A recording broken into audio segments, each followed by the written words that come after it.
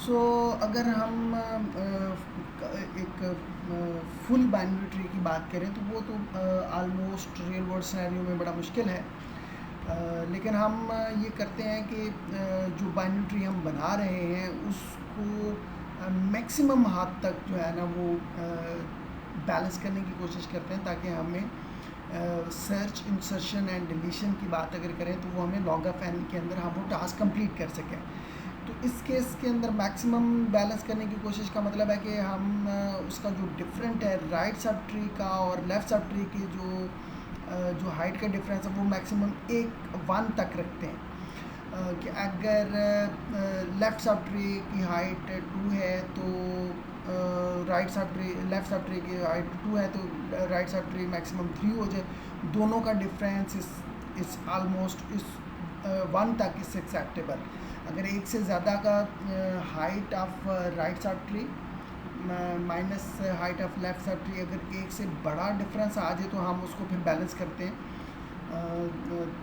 Otherwise अगर उनका difference 1 है तो इससे क्वाइट एक्सेप्टेबल। तो यही ट्री एवीएल ट्री की डेफिनेशन है। Height of left sub tree and the height of right sub tree दोनों का डिफरेंस इस बाय एट मोस्ट जो है ना वो 1 होना चाहिए। -1 0 और 1 इस एक्सेप्टेबल रेंज है। तो -2 हो जाए या -3 हो जाए या +2 हो जाए, सो इट्स नॉट एक्सेप्टेबल। तो जैसे ही ये इनका दोनों का डिफरेंस को इंसर्ट करने के बाद हम हाइट कैलकुलेट करेंगे लेफ़्ट साइड ट्री की राइट साइड ट्री की, और उसके उनको दोनों का डिफरेंस हम देखेंगे, और दोनों का डिफरेंस अगर वो 1 से ज़्यादा होगा तो हम उसको बैलेंस करने की कोशिश करेंगे। The left and right sub tree are the AVL trees. अगेन वही जो डेफिनेशन है यूजुअली बीएसटी के ऊपर कि किसी रूट के लेफ़्ट साइड ट्री के ऊपर छोटे नंबर हैं होंगे, राइट साइड ट्री के ऊपर बड़े नंबर होंगे या इक्वल होंगे। इसी तरह से नीचे आप जितना मर्जी ट्री के अंदर नीचे मूव करते चले जाएं तो उसका लेफ़्ट साइड ट्री भी कंप्लीट बीएसटी होगा और राइट साइड ट्री भी कंप्लीट बीएसटी होगा। इसी तरह से जब एवीएल की बात करते हैं तो एवीएल ट्री भी is a height balance tree, और इसका डिफरेंस इस left sub tree minus right sub tree at most 1 होना चाहिए, और लेफ़्ट सब ट्री भी जो है वो भी एवीएल होना चाहिए और राइट सब ट्री भी एवीएल होना चाहिए। सो this is the definition of the AVL tree. तो फिर आप ये देखते हैं कि ये जो ट्री नज़र आ रहा है क्या ये एवीएल ट्री है। एवीएल ट्री के लिए सबसे पहले तो ये ज़रूरी है कि वो बीएसटी हो, तो बाइनरी ट्री तो भी हो और बीएसटी हो। तो ये हम देख रहे हैं कि ये एक बीएसटी है बिकॉज 15 से ये जितने भी लेफ़्ट साइड पे हैं सारे छोटे हैं, और जो राइट पे सारे नोड्स हैं वो 15 से बड़े हैं। सिमिलरली 10 के ऊपर देखें तो लेफ़्ट छोटा है राइट बड़ा है। इसी तरह से जो है वो 20 से लेफ़्ट छोटा है और राइट साइड पे बड़ा है। अगर हम इसको देखें तो ये एक कंप्लीट बीएसटी तो है, फुल बीएसटी नहीं है। और ये क्या हाइट बैलेंस है, AVL tree is a height balance, और बैलेंस फैक्टर हम देख चुके हैं कि left sub tree minus height of right sub tree. अगर इससे हम इसके लेफ़्ट सब ट्री की हाइट कैलकुलेट करें सो 1 2 3, अगर लेवल की बात करें लेवल 0 लेवल 1 लेवल 2, हाइट का फॉर्मूला है लेवल +1। तो ये 2 तो लेवल इसके हैं 2 तो हाइट तो होगी 3। जबकि राइट साइड की ट्री की जो हाइट है दैट इज़ अ 2, तो 3 माइनस 2 तो इसका डिफरेंस इज़ 1। तो 15 इस या 15 तक हम कह सकते हैं कि ये इज़ अ बैलेंस्ड।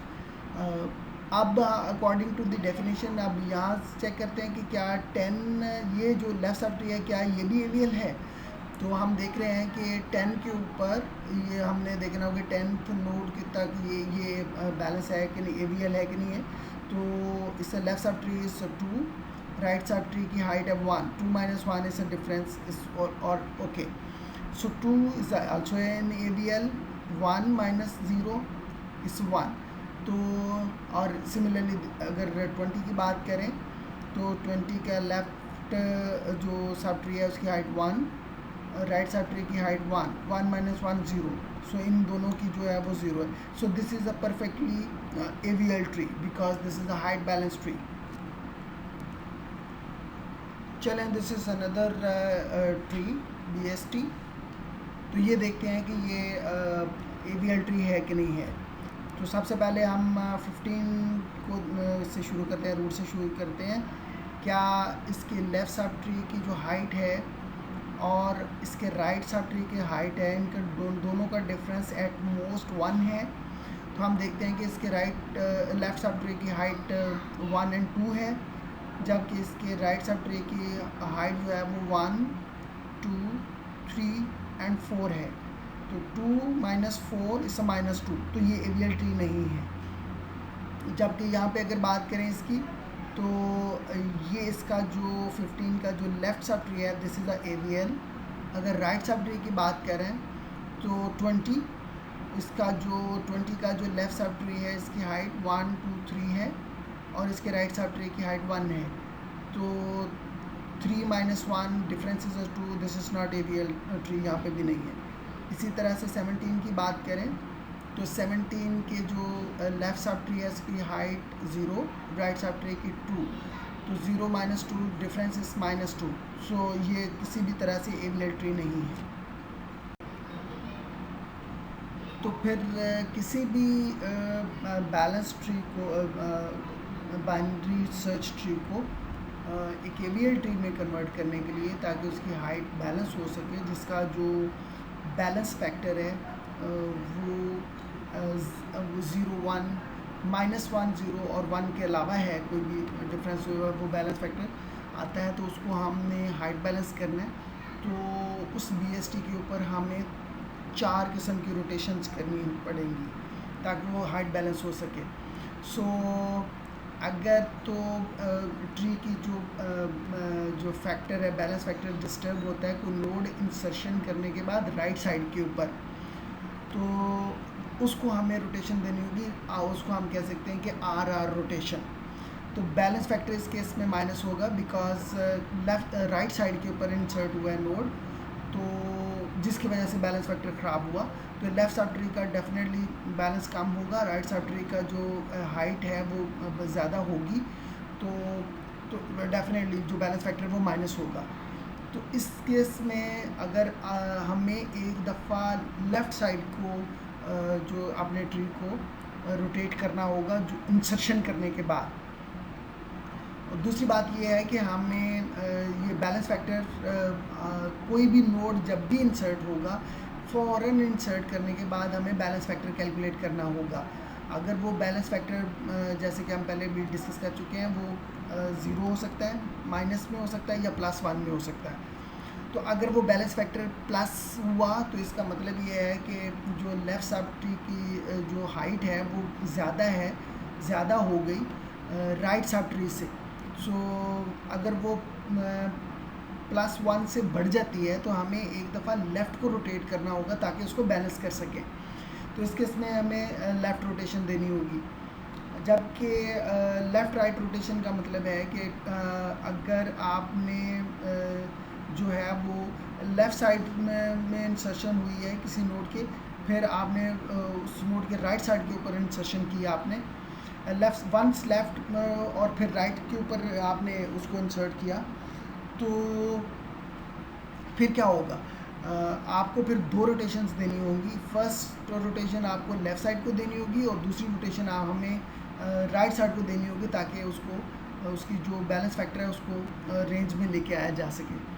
इसी तरह से लेफ़्ट राइट रोटेशन हो तो 4 किस्म की मैक्सिमम रोटेशंस हैं। तो ये हम देंगे, किसी भी ट्री के ऊपर रोटेशन देंगे, परफॉर्म करेंगे, तो हमारा जो ट्री है वो बैलेंस हो जाएगा।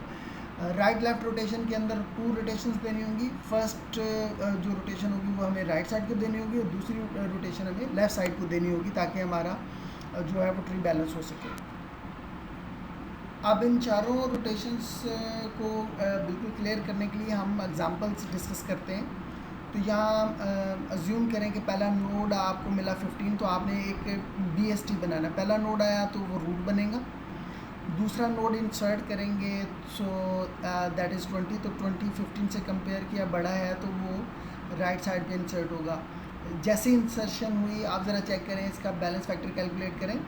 सो 15 का जो लेफ़्ट सब ट्री है 0, सो राइट सब ट्री इज़ 1। तो यहाँ तक 0 -1 इज़ अ -1, एक्सेप्टेबल रेंज है। सो दिस इस ट्री को हम 15 और 20 के ट्री को हम कह सकते हैं कि ये एवियल ट्री है, हाइट बैलेंस है। देन आपने एक और नोड इंसर्ट किया 25, 15 से कंपेयर किया BST में की तरह जैसे हम करते हैं। 15 से कंपेयर किया, 25 इज़ ग्रेटर, तो राइट पे मूव हो। आपने फिर 20 से कंपेयर किया तो हमने देखा कि 25 इज़ ग्रेटर दैन 20, सो आपने उसके राइट साइड पे इंसर्ट कर दिया। तो अब ज़रा फिर से इसका जो बैलेंस फैक्टर है वो कैलकुलेट करें। सो इसका जो बैलेंस फैक्टर है दैट इज़ 0, क्योंकि left sub tree minus right sub tree is 0। 20 left sub tree is 0, right sub tree is 1, तो balance factor -1। Okay, this is the balance. यहाँ पे 15 के ऊपर इसका left sub tree is 0, right sub tree is 2, 0 -2 -2, तो balance factor -2 है। तो ये जो है वो जो ट्री है ये ABL ट्री नहीं है, हाइट बैलेंस नहीं है। यहाँ पे प्रॉब्लम आई है क्योंकि यहाँ पे बैलेंस फैक्टर -2 है। तो जो नया नोड इंसर्ट हुआ है वो कहाँ इंसर्ट हुआ है? इसके राइट साइड पे, फिर उसके राइट साइड के ऊपर। तो ये RR रोटेशन है, RR रोटेशन है। तो इसका मतलब हम पहले पढ़ चुके हैं कि इसको एक रोटेट बैलेंस करने के लिए हमें एक दफ़ा लेफ़्ट साइड को रोटेशन देनी होगी। जैसे हम पहले डिस्कस कर चुके हैं कि RR रोटेशन के अंदर बैलेंस फैक्टर माइनस होता है। तो माइनस फैक्टर और इस केस में हम देख रहे हैं कि इस सब -2। तो इसको लेफ़्ट को रोटेशन देने के लिए 15 को नीचे को मूव करें और 25 को ऊपर को मूव करें, और ये इसको सेंटर मान के। तो अगर इसको ऊपर को नीचे को रोटेशन देंगे तो 20 इस सेंटर, 15 नीचे मूव हो गया और 25 जो है ना उसके राइट के ऊपर आ गया। तो जब RR रोटेशन देंगे इसका मतलब है कि इस ट्री के ऊपर जो हाइट बैलेंस नहीं है, लेफ़्ट को एक दफ़ा रोटेशन देंगे। तो एक दफ़ा रोटेशन के देने के बाद जो हमारा ट्री की जो फॉर्म बनेगी दैट इज़ हियर। तो this is the RR rotation.